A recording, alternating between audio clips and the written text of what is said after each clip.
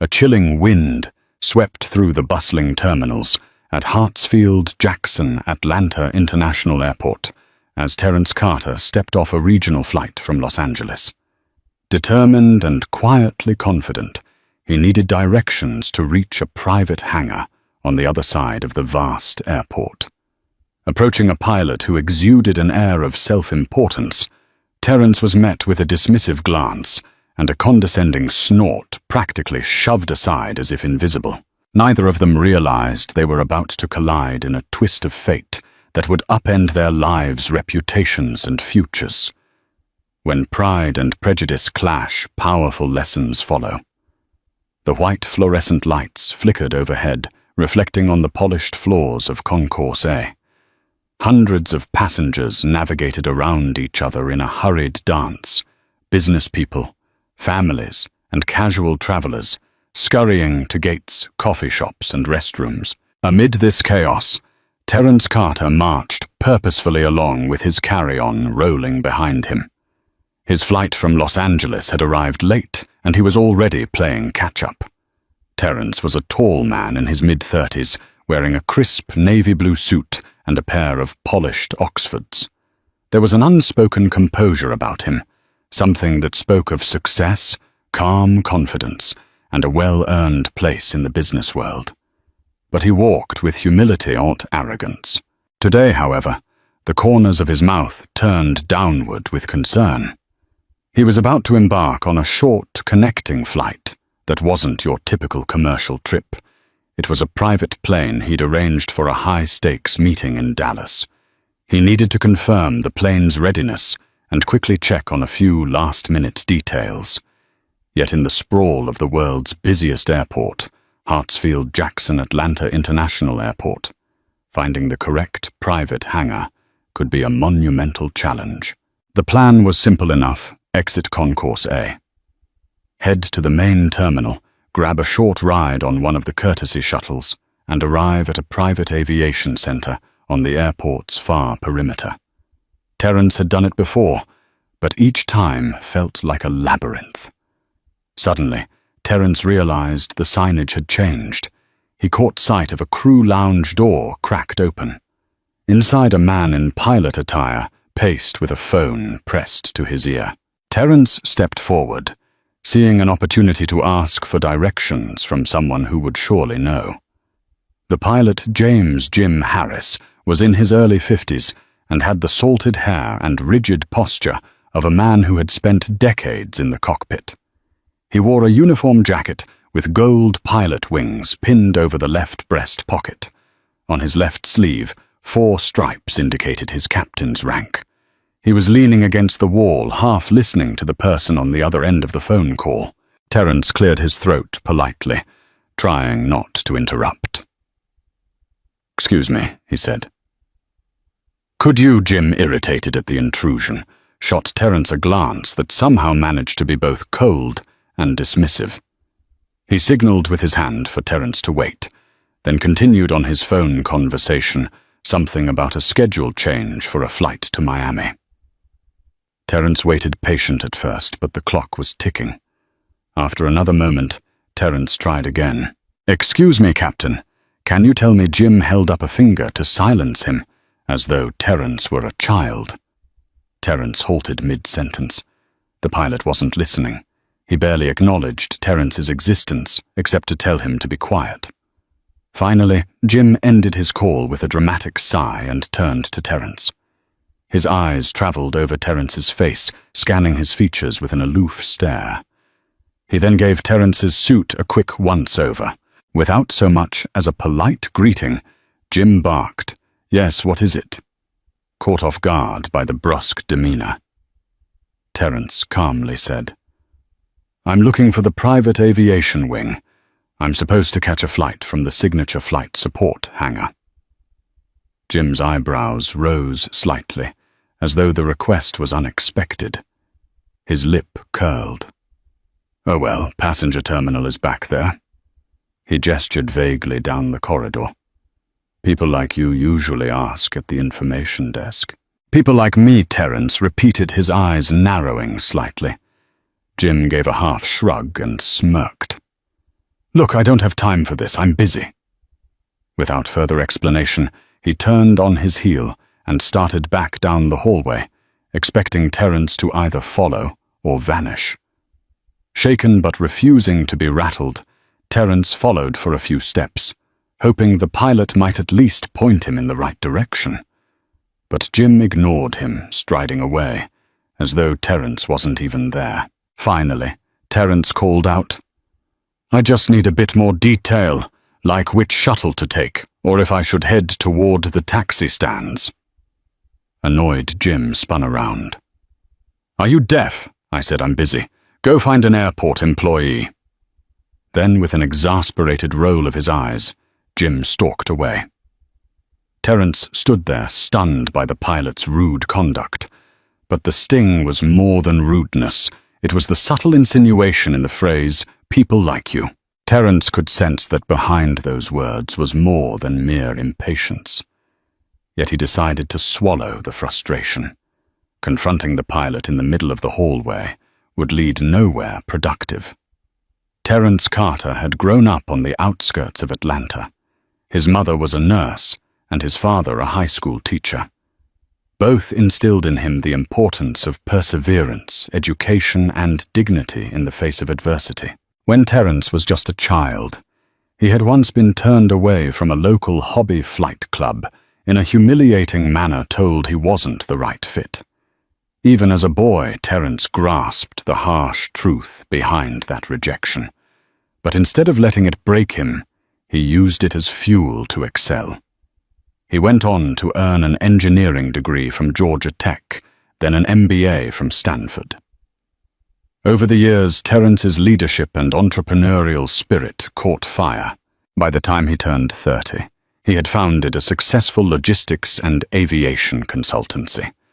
Life had dealt him many lessons in humility and resilience.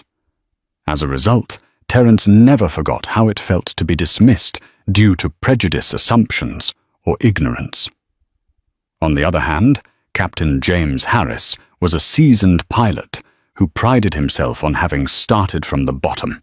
In his younger years, Jim had to fight for his flight training, taking out loans, working odd jobs, and eventually climbing the ranks in smaller regional carriers. But along the way, something in him hardened. Experiences with corporate bureaucracy, schedule changes, union issues, and perceived slights from higher-ups shaped an increasingly cynical mindset. He felt underappreciated. Over time, he built a tough exterior that bordered on bitterness. When Jim looked at Terence Carter, he saw only a stranger interrupting his day. He saw someone in a suit who might be a mere passenger, and subconsciously, Jim pegged him as undeserving of courtesy. Determined to track down more accurate directions, Terence hurried on. Following overhead signs, he eventually found a corridor leading to airport shuttles. All the while, his mind reeled with how shockingly rude the pilot had been. But Terence did his best to compartmentalize. He had more pressing matters to tackle: the plane's flight plan, coordinating with his staff, who would meet him in Dallas, and ensuring the meeting with a major investor happened on schedule. About half an hour later, Terence arrived at the Signature Flight Support Lounge. The building was a sleek, modern facility, set apart from the main terminal. Soft leather chairs and large windows created a bright, airy atmosphere. A friendly receptionist greeted him. "Mr. Carter." "Welcome," the receptionist beamed. "Your pilot and crew are finalizing the pre-flight checks. Would you like a coffee or water while you wait?" "I'd love a water, please." "Thank you," Terence replied with a warm smile. He settled into one of the lounge chairs, scanned his phone for emails, then decided to take a quick walk to stretch his legs. As he strolled down a hallway lined with photos of private jets and philanthropic events, he heard a commotion around the corner. Voices echoed off the walls. Rounding the bend, Terence nearly collided with someone walking quickly in the opposite direction: Captain James Harris. For a moment, both men locked eyes. Terence recognized the dismissive pilot from the main terminal, though now Jim wasn't wearing his uniform jacket, just a short-sleeved pilot shirt with tie undone, revealing a hint of sweat at the collar. Their gazes connected in mutual shock. Terence noticed a flicker of confusion cross Jim's face, like he was trying to place where he'd seen Terence before. Then the recognition sank in, and Jim stiffened. Awkward seconds ticked by. Terence half-smiled politely, stepping aside to let Jim pass. But Jim, bristling, demanded, "What are you doing here?" Terence raised his eyebrows. "I'm here because I have a flight departing soon." "Is that a problem?" In that split second, Terence wondered if Jim might be an employee of the charter company or the fixed-base operator. But the signage on Jim's uniform read Aerosky, a private charter subsidiary that sometimes flew clients around the region. For reasons Terence couldn't quite articulate at first, his heart rate climbed. Something told him this pilot and the tension between them was going to be part of a bigger story. Jim let out a harsh laugh, as though the notion of Terence waiting in this exclusive lounge was comical. "You a pilot now?" he sneered. "Or lost again?" A flicker of anger tugged at Terence. "I have business here. I'm fairly certain I'm in the right place." Jim huffed. "I doubt that. This is a private facility. If you're not an Aerosky passenger, maybe you should check with the front desk." Terence's composure, though tested, remained intact. "I've already checked in with them, thanks," he said evenly. "My plane is scheduled for departure in about an hour." "Your plane?" Jim echoed, his voice laced with disbelief. "That's funny." A sudden swirl of staff arrived, co-pilots, a flight attendant, and a ground crew member carrying paperwork. Jim was beckoned away for a final briefing before his flight. He cast Terence one last withering glare and marched off. Terence stood still for a moment, collecting himself. The memory of countless times he'd been subjected to prejudice threatened to bubble over. But he quickly reminded himself he was here to do business, not battle ignorance. Let the man think what he wanted. As Terence returned to the lounge, his phone buzzed. It was an assistant from the Dallas office, confirming that the investor's plane had just landed at Dallas Love Field, and that everything was set for the afternoon's negotiations. Terence gave a brief affirmative reply, then decided to double-check the fueling and flight plan for his own departure. He walked into a side office where a flight dispatcher worked behind a large console of monitors. The dispatcher, Lucy, looked up. "Mr. Carter." "Hi. Do you need something? I just want to confirm our timing.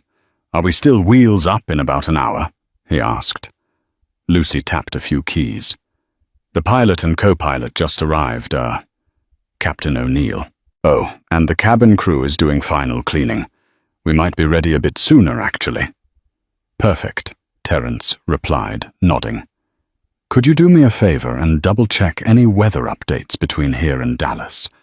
I want to make sure we don't have any delays once we're airborne." "Sure thing," Lucy said, typing rapidly on her keyboard. A few minutes later, Lucy turned. "Skies look good. Mild turbulence near Mississippi, but nothing major. You'll be on the Citation X parked in Hangar B." Terence smiled. "Great. I'll head out in about 30 minutes. Returning to the lounge, Terence paused by the large window overlooking the tarmac. He scanned the private jets parked there. A Gulfstream G450, a sleek Embraer Legacy, a couple of smaller turboprops, and yes, the gleaming silver Cessna Citation X he recognized as his. It belonged to Carter Strategic Solutions, the company he had built from the ground up. Through the window, Terence suddenly spotted Captain James Harris, standing by one of the jets, a Gulfstream G450. Jim was talking heatedly with a co-pilot, gesturing at some documents. Another staff member approached, and Jim pivoted to them with the same irritated expression. Terence watched the scene with mingled curiosity and disappointment. He recalled the way the pilot had dismissed him. He wondered if Jim realized that Terence owned the citation parked just a stone's throw away. But he let the thought pass, focusing on the tasks at hand. 30 minutes later, Terence was ready to board. He made his way out to Hangar B, accompanied by a uniformed flight attendant. Just as they were reaching the doors, a voice crackled over the loudspeaker. "Attention all flights. Expect a slight delay due to runway resequencing. Air traffic control is adjusting some departure slots." Terence sighed, but he wasn't too worried. A small delay wouldn't derail everything. He had built a cushion into his schedule.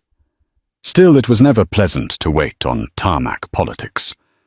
While waiting by the plane, Terence took a call. Suddenly, the front desk clerk rushed out to him, an apologetic look on her face. "Mr. Carter, we just received word from your pilot, Captain O'Neill. He's been temporarily diverted to handle an urgent flight. We're trying to secure you another pilot." Terence blinked. Another pilot. Why would that happen last minute? There's a medical emergency flight that Captain O'Neill is uniquely qualified for.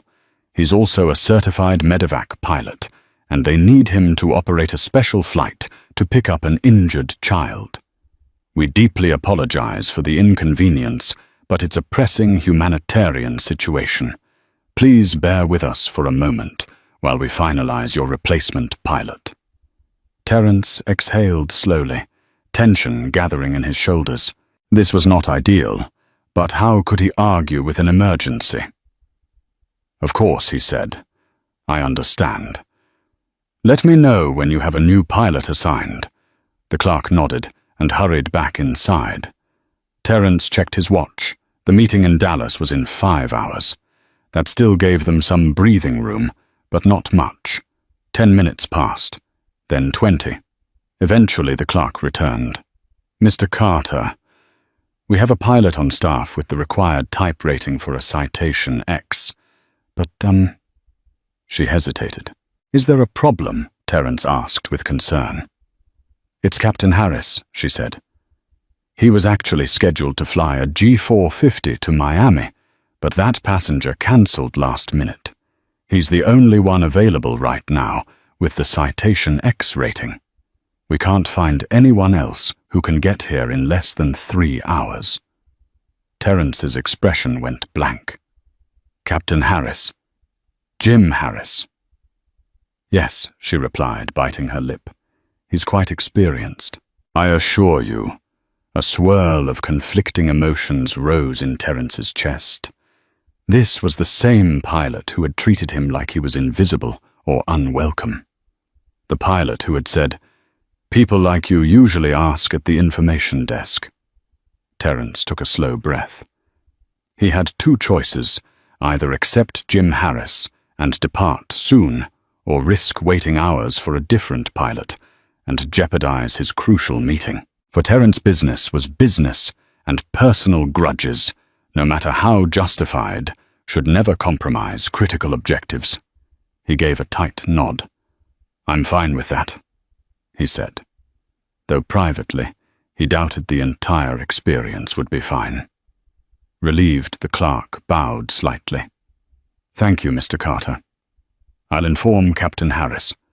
We'll have you in the air as soon as possible." Inside the operations wing of the Signature Flight Support Building, the atmosphere was brisk with quiet urgency. Dispatchers huddled over glowing monitors.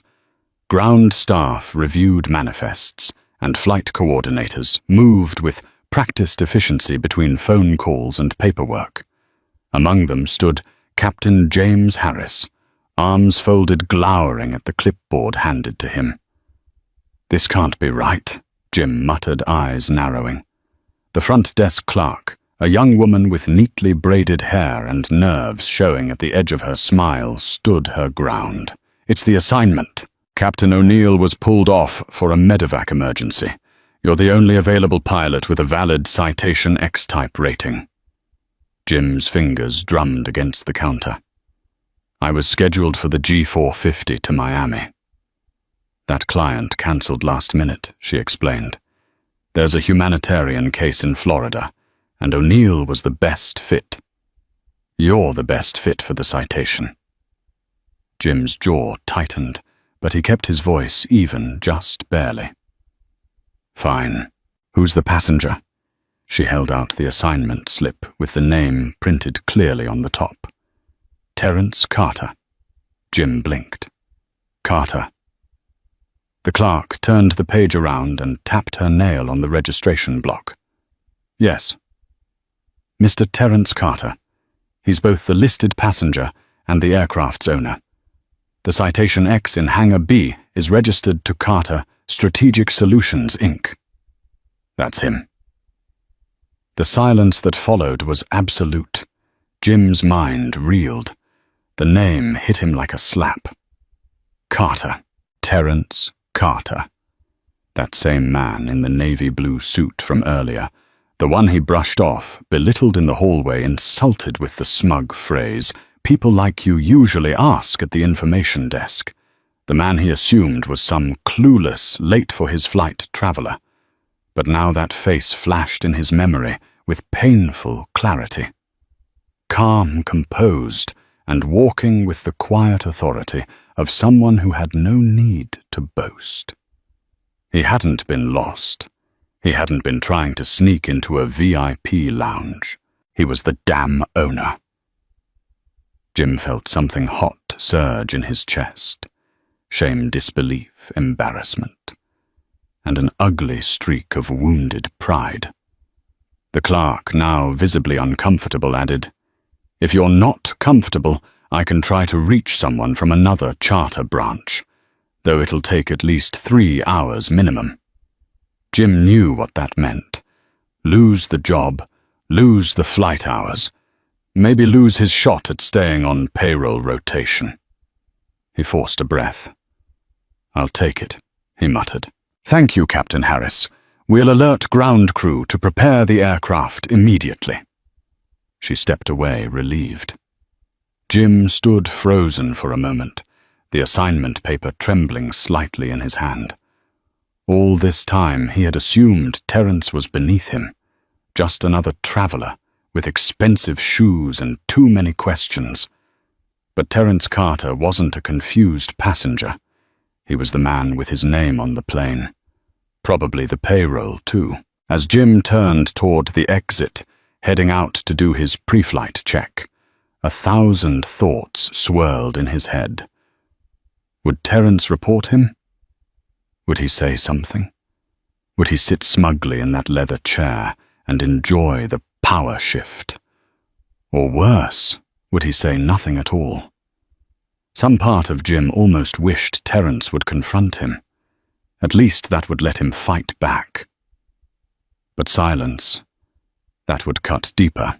He made his way toward Hangar B, eyes narrowed against the wind as the late afternoon sun cast long shadows across the tarmac.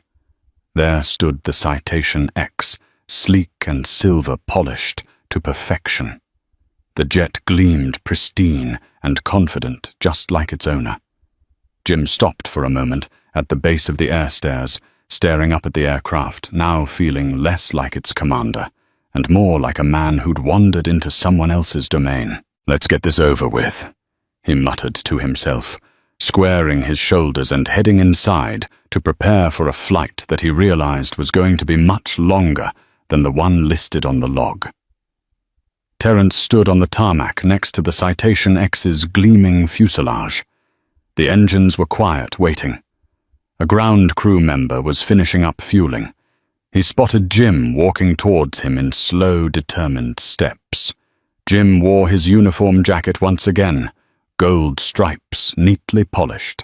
The pilot's face was a mask of professional indifference. Jim stopped a few paces away.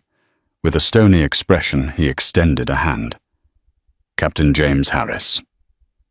He introduced himself formally, as though they'd never met. Terence considered ignoring the outstretched hand. Part of him flared with the memory of Jim's condescension. but Terence didn't believe in stooping to the same level. So he shook Jim's hand firmly. "Terence Carter," he said. Then, unable to resist a subtle dig, he added, "Nice to properly meet you. Again." Jim's face twitched, almost imperceptibly. "I trust everything is in order for your flight," he said, ignoring the insinuation. Terence nodded. "I trust so. I appreciate you stepping in on short notice." There was a moment of silence where their eyes locked, a silent acknowledgement of their earlier altercation. Terence finally broke the moment by looking at his watch. "We should probably get going." "Yes, sir," Jim replied. He turned briskly and climbed the air stair door into the jet. Inside, Terence settled into one of the plush cream-colored seats. A flight attendant, Michelle, offered him a selection of beverages. Meanwhile, Jim and the co-pilot took their positions in the cockpit, running through the final checklists. The Citation X taxied down the runway. Terence watched through the window, catching a glimpse of busy commercial jets, Delta Southwest and United, lined up to take off in the distance. Soon the private jet roared down the runway, pressing Terence back into his seat. Once airborne, the cabin quieted into a smooth hum. Terence typically enjoyed flying in this state-of-the-art aircraft. The Citation X was known for its speed and comfortable cabin. He took out his laptop and began reviewing contract details for the meeting. Shortly after reaching cruising altitude, Michelle appeared with a polite smile. "Mr. Carter, is there anything I can get you before I serve lunch?" "No, thank you."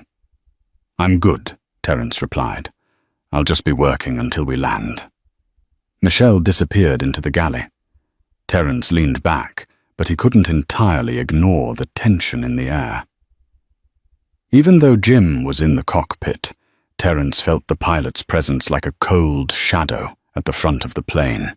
Occasionally, announcements came over the PA system. "Ladies and gentlemen, from the flight deck. This is Captain Harris speaking." With each introduction, Terence felt a pang of annoyance at hearing that voice.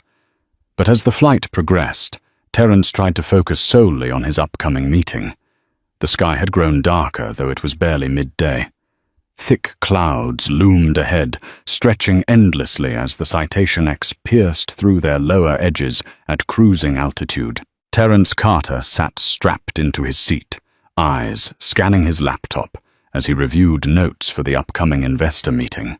Though his mind stayed sharp, a quiet unease clung to him, something unshakable since takeoff. A light ding sounded overhead. "Ladies and gentlemen," Jim Harris's voice echoed through the intercom with practiced calm. "This is your captain speaking. We're entering a region of moderate turbulence over Mississippi. Please ensure your seatbelts are securely fastened. We'll attempt to find a smoother altitude." Terence closed his laptop and slid it into the seat pocket as the plane began to jostle. The first few bumps were mild expected, but within seconds the cabin shifted violently. The jet dropped sharply, like it had hit an invisible pothole in the sky.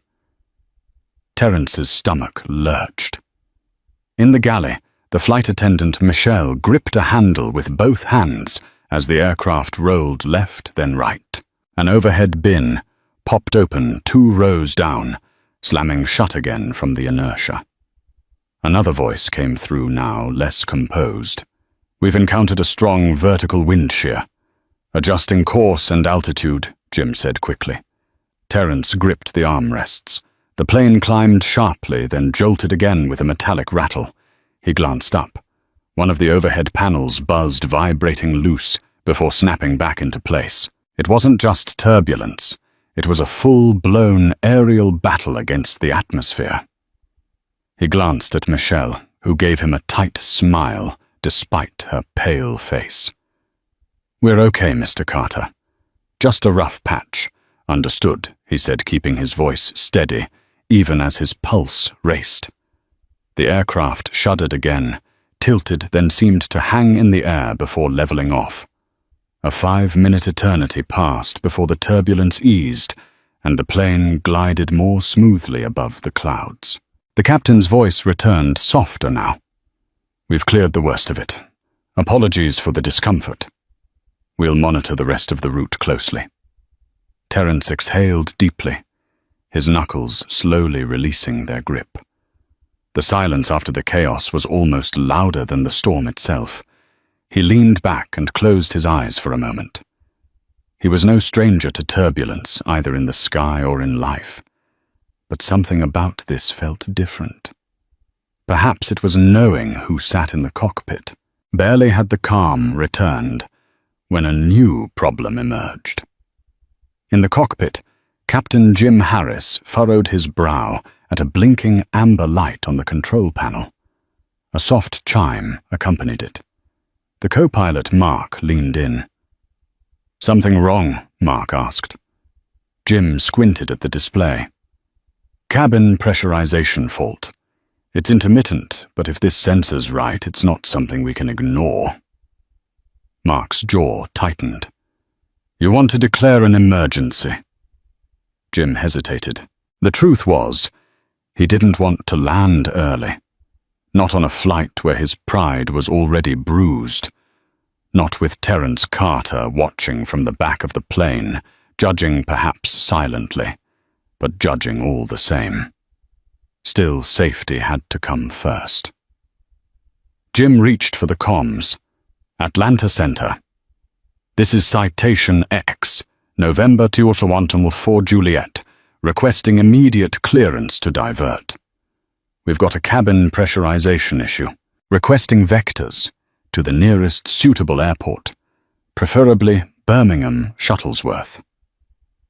Back in the cabin, Terence felt the subtle banking of the aircraft. He opened his eyes as Michelle approached. "Mr. Carter," she said softly, "we've developed a minor pressurization fault. The captain is diverting us to Birmingham out of caution. We should be on the ground shortly." Terence frowned but nodded. "All right. Better safe than sorry." Though he said the words, his chest tightened. Each delay ate into the slim window of time he had left to prepare for the meeting.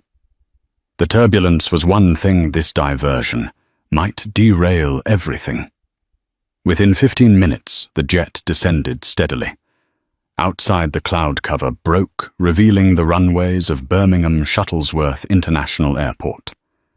The wheels touched down with a smooth but urgent jolt. The jet slowed and taxied toward a hangar marked for private aviation services. Once parked, Terence grabbed his briefcase and waited while the engines powered down. Jim didn't offer an announcement or an apology.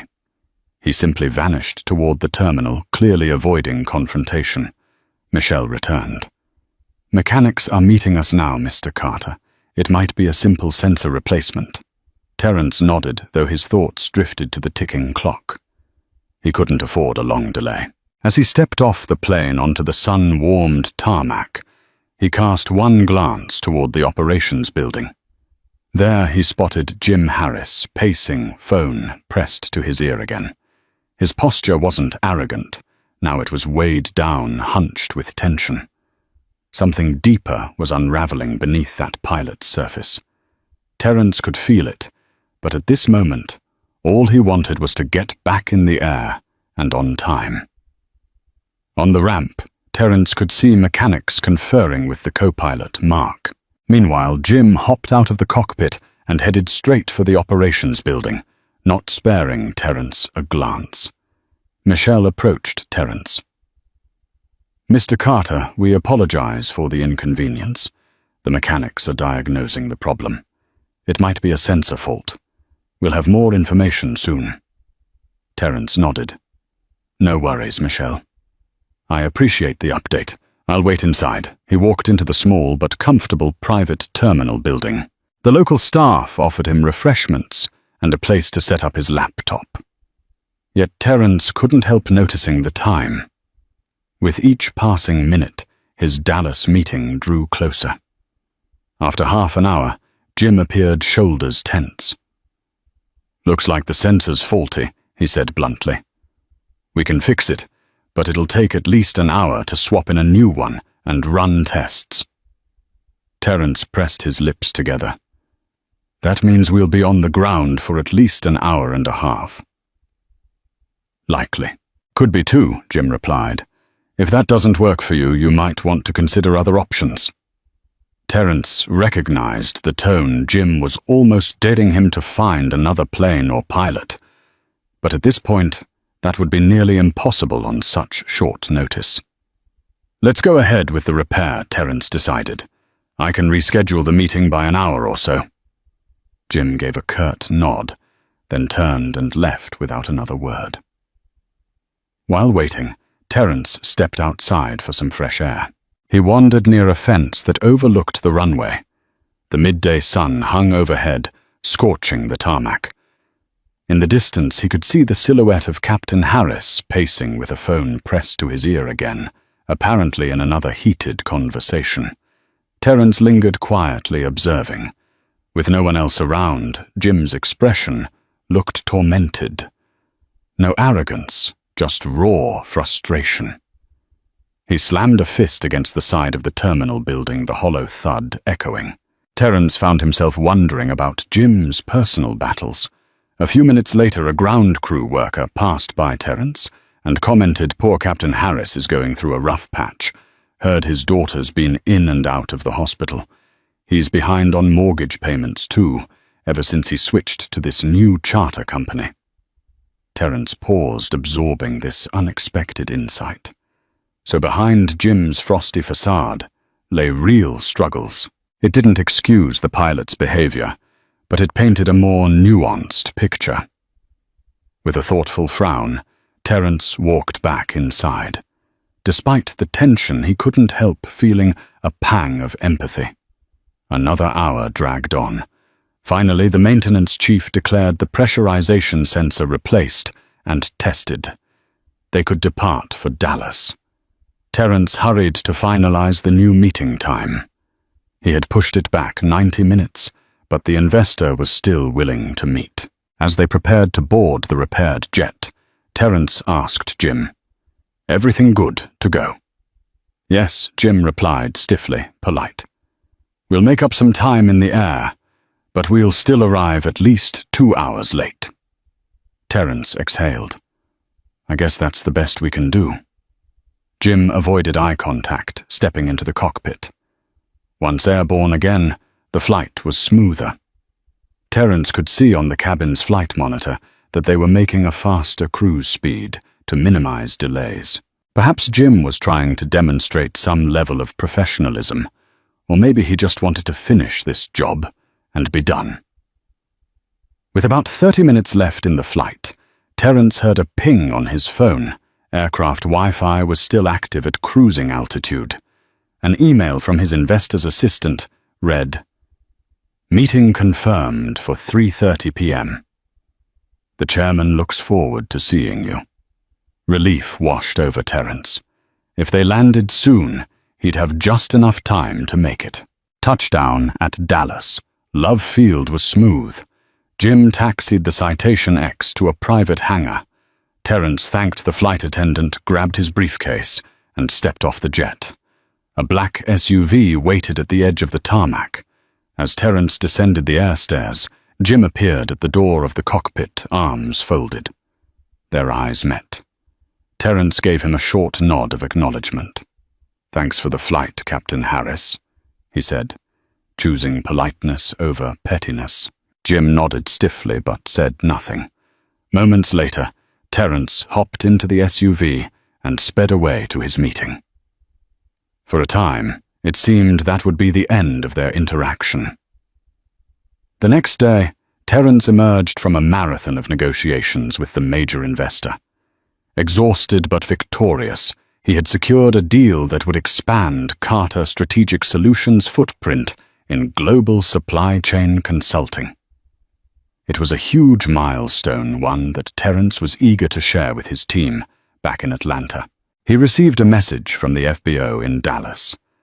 Captain O'Neill was still unavailable, and the only pilot ready to ferry Terence back home was unbelievably James Harris. Terence let out a humorless laugh.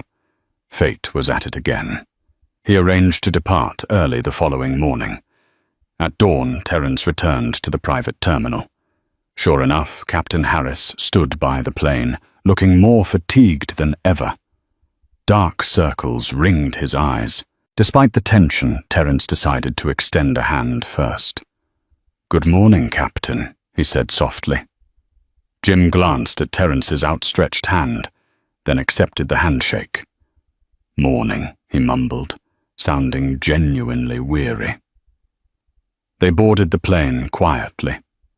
Soon they were climbing back toward Atlanta in a rosy sunrise. Terence's mind whirled with the final steps of the contract he'd just signed, but a nagging thought about Jim kept surfacing. Eventually, Terence rose from his seat and approached the cockpit door. He knocked lightly. Jim was startled. "Yes, mind if I step in for a moment?" Terence asked. The co-pilot looked uncertain, but Jim said, "It's your plane, so." "Sure." Terence slid into the jump seat behind them. Headset in hand, the engines droned and the early morning sun gilded the horizon ahead. "You seem tired," Terence began carefully. Jim shrugged. "Been a rough week." Terence nodded. "I heard about your daughter. I'm sorry to hear she's not well." Jim stiffened. "Who told you a ground crew member in Birmingham mentioned you had family medical issues?" "I also heard about your mortgage troubles," Terence said gently. "I'm not prying for details. I just want you to know I respect that life can be complicated." At first, Jim said nothing. Then quietly he muttered, "Yes, it is." Terence hesitated, then said, "Look about what happened in Atlanta when I asked for directions. I couldn't help feeling that you looked at me and assumed I wasn't worth your time." Jim's jaw tightened. "Maybe I was just busy." Maybe Terence replied, "But you said people like you usually ask at the information desk." That stung. I've heard that phrase in different forms my whole life. Silence filled the cockpit, except for the hum of the engines and the buzz of radio chatter in the background. "I'm not a racist," Jim said. Suddenly, sounding defensive. Terence didn't accuse him of that word directly. He simply said, "I don't know what's in your heart, Captain, but I do know how you made me feel." The co-pilot cleared his throat. Eyes fixed forward, trying to remain neutral. Finally, Jim broke the silence in a ragged breath. "I've been dealing with a lot. Sometimes I lash out. I see fancy suits and big talk, and it reminds me of corporate suits who toy with pilots' schedules without any regard for how it affects our families. Maybe I took out my anger on you and I shouldn't have. It wasn't a perfect apology, but it was a flicker of honesty." Terence nodded. "I can understand frustration with corporate types, but please don't lump everyone in the same basket, and definitely don't do it because someone looks different from you." Jim's shoulders slumped. "Not an excuse, I know." Terence studied Jim's weary profile. This was a man battered by life's storms, overshadowed by bitterness. Terence recognized that bitterness, well, he'd seen it in the eyes of others who'd given up hope. A beep from the console interrupted them. The co-pilot tapped a screen. "We're nearing the top of descent." Terence stood up. "Thanks for hearing me out. I appreciate the honesty, Captain." Jim's eyes flicked up to Terence's, showing a hint of remorse. I appreciate you not reporting me or anything," he managed to say, referencing potential complaints that could cost him his job. Terence just nodded. "Life's short, Captain. I'd rather see us both do better." Atlanta's Hartsfield-Jackson International Airport looked deceptively calm as the Citation X rolled to a gentle stop on the private tarmac. After everything that had transpired, the turbulence, the emergency landing, The tension in the cockpit. Terence Carter had expected a sigh of relief, but the presence of 2 airport security SUVs and a black government sedan parked near the hangar erased any sense of calm. Terence glanced out the oval window, frowning. The SUV doors opened simultaneously, and 3 uniformed agents stepped out with clipboards and radios. Their posture wasn't casual. It was intentional, alert, official. Michelle, the flight attendant, leaned closer. "Mr. Carter, do you know what's going on?" "No idea," Terence replied, closing his laptop slowly. "But I have a feeling we're not just getting a maintenance check." As soon as the aircraft door opened, the first of the agents boarded. A tall man in a Navy FAA windbreaker greeted them with crisp professionalism. "Mr. Terence Carter?" the agent asked. Terence stood and nodded. "That's me. I'm Agent Doyle, Federal Aviation Administration. We've received a report concerning potential logbook and maintenance irregularities tied to this aircraft and others operated by Aerosky pilots. We need to conduct an immediate inspection and interview the assigned flight crew." Terence kept his face composed, though his chest tightened. "Irregularities. This is my private aircraft. My maintenance department is thorough, and we follow every required protocol. You're welcome to review our documentation." Doyle nodded. "Appreciate your cooperation. We'll begin with the logs on this aircraft. Meanwhile, we'll also be speaking with Captain James Harris regarding several recent flights he piloted, particularly involving a Gulfstream G450. At that moment, Captain Harris emerged from the cockpit. His face was flushed, his eyes darting between Terence and the agents. "What the hell is this?" "Captain Harris." Another agent stepped forward. "We've received a credible tip that logbooks may have been altered to misrepresent flight hours and skip maintenance intervals. This includes flights logged under your command. Until the matter is clarified, your license will be placed under provisional suspension pending a formal hearing." "You can't be serious," Jim barked. "I've been flying for decades. I would never endanger passengers." "We'll determine the facts after reviewing the documents and conducting interviews," the agent said coolly. "Please follow us into the terminal." Jim looked at Terence as if seeking help, or perhaps simply validation that this nightmare wasn't real. But Terence's expression gave away nothing, just focused concern for the aircraft he owned and the integrity of the people flying it. Inside the private terminal, chaos unfolded with quiet intensity.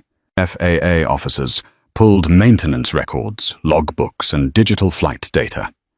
They examined timestamps, technician signatures, cross-checked with repair orders. Terence offered full access to his files, and within 20 minutes, one agent confirmed, "Mr. Carter, your aircraft's documentation appears accurate. Clean logs, all inspections up to date." "Thank you." But not everything was clean.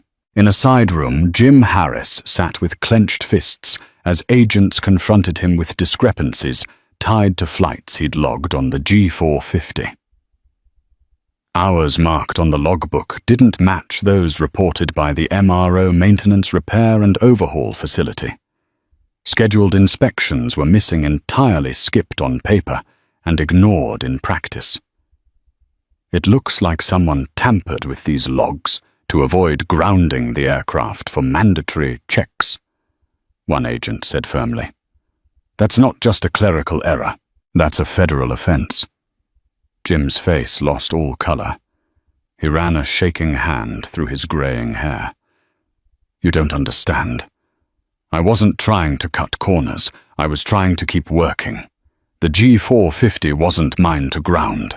If I refused the flights, I wouldn't get paid." "You knowingly flew a jet that hadn't passed inspections?" the agent asked, incredulous. "That's endangering lives. I didn't mean for anyone to get hurt. I just couldn't afford to stop working. My daughter's medical bills." Jim cut himself off, his voice cracking. I'm behind on my mortgage. My wife left last year.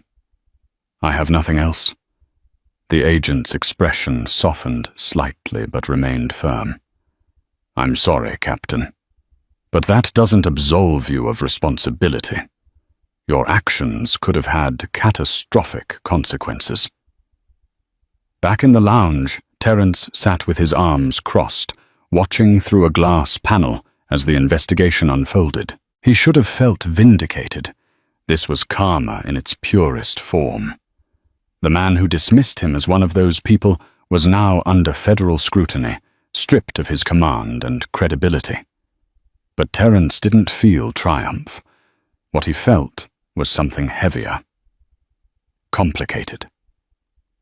Outside, the clouds began to gather again over Atlanta.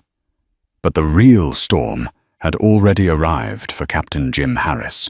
The FBO terminal had gone quiet, the kind of silence that only follows when something irreversible has occurred. Jim Harris sat alone in a corner chair, staring at nothing. His pilot's cap rested on the table beside him, forgotten. The weight of suspension disgrace and financial ruin settled into his posture like lead. His shoulders slumped. His hands, once confident on throttle and stick, now trembled in his lap. Terence Carter stood nearby, half tempted to walk out. He'd accomplished his goal. He had survived the flight, protected his business, and now watched as the man who once insulted him spiraled toward rock bottom. But something rooted him in place. He remembered too well what it felt like to be on the edge of losing everything. And though Jim's downfall was born of his own mistakes, Terence couldn't help but see the echoes of broken men.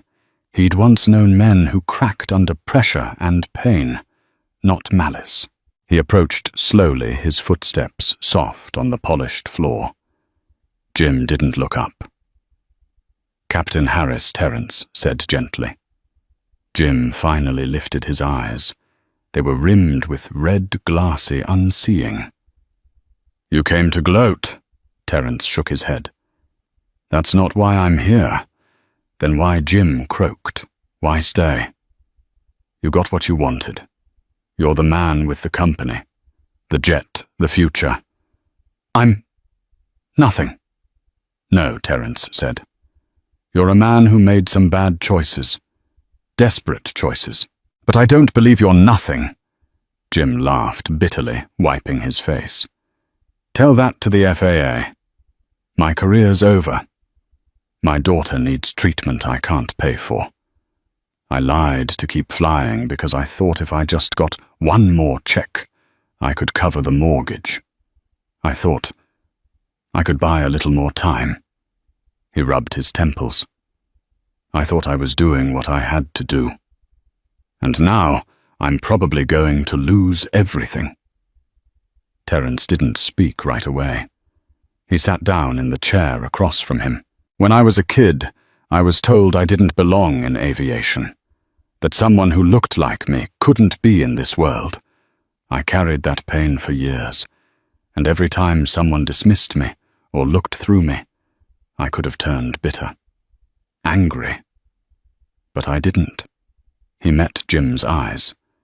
Because I knew that pain doesn't justify bad choices. It explains them, maybe, but it doesn't excuse them. Jim nodded slowly, his lip trembling. I've worked hard to build something better, Terence continued. Not just for myself, but for people who've been overlooked, stepped on, dismissed. I know what it's like to be one mistake away from losing everything. That's why I believe in second chances. If people take responsibility and try to grow. Jim's voice was barely a whisper. I don't deserve one. Maybe not, Terence said. But your daughter does. Jim flinched as if struck. Terence reached into his pocket and pulled out a card. My company has a philanthropic wing. We fund medical care for kids, help families in financial distress. We also work with professional retraining programs, pilots included. You'll have to tell the truth to the FAA, face the consequences. But when you're ready to start over, I can connect you with people who can help." Jim took the card with shaking hands. His eyes filled again, but this time not with shame, something closer to disbelief. "You'd really help me?" he asked. After everything, Terence stood, placing a firm hand on Jim's shoulder. "I don't forget how you treated me. But I'm not going to let that define who I am. You've been handed hard karma, Captain. What you do with it now, that's on you." For a long moment, Jim didn't respond. Then he nodded a single small gesture of acceptance. "I'll make it right," he whispered. "I swear it." Terence gave him a final nod, then turned and walked toward the exit. Outside, the sun had broken through the clouds. In the weeks that followed, the FAA investigation confirmed Jim's role in falsifying logs on the G450. He faced a suspension of his pilot's license for several months and heavy fines. Aerosky, his employer, terminated him to protect their reputation. Meanwhile, Terence quietly directed his company's charitable arm to connect Jim's daughter with a top children's hospital. She received the specialized care she needed. Terence also leveraged his network to get Jim introduced to another flight service that might be willing to give him a fresh start, provided he completed any mandated retraining and satisfied the FAA's conditions. The day Jim's license was officially suspended, he wrote Terence a heartfelt letter. "Mr. Carter, thank you for not giving up on me, even when I gave you every reason to do so. I am owning up to my mistakes, and I will rebuild my life for my daughter's sake. Your kindness taught me a lesson I'll never forget. True strength lies in empathy and humility, can open doors that pride slams shut. Sincerely, James Harris." For Terence, the entire ordeal was a sobering reminder that prejudice, desperation, and bitterness can lead people astray, but compassion can forge a path forward. He reflected on that day in Hartsfield-Jackson Atlanta International Airport when he was dismissed as "people like you," and how ironically he was the plane's owner all along. Jim Harris received his hard karma, losing his position, facing an FAA suspension, and being forced to confront his biases and regrets. Yet he also received a lifeline in the form of Terence's unexpected help, a balance of justice and mercy. Life moved on. Terence continued expanding his business, forging new deals and championing diversity in the aviation sector. He never forgot the lesson either, even when wronged. Sometimes the most powerful response is not vengeance, but understanding. After all, everyone has a story. And that, my friends, is the unforgettable tale of the dismissive pilot who learned that appearances can be deeply deceiving, and that we never truly know who we are overlooking. Terence Carter's quiet dignity in the face of cruelty reminds us that respect must transcend prejudice, and yet we've also seen how compassion can create unexpected second chances. Karma caught up with Captain Harris, unraveling his future in aviation. But Terence extended a lifeline, proving empathy can conquer bitterness. If this story resonates with you, if it moved you, shocked you, or inspired you, please take a moment to like this video, share it with friends, and subscribe to the channel. Together we can spread stories that challenge our perspectives and inspire us to be kinder, wiser, and braver. Thank you for watching, and remember, you never know who's asking for directions. Often they're the ones who hold the keys to life's biggest lessons.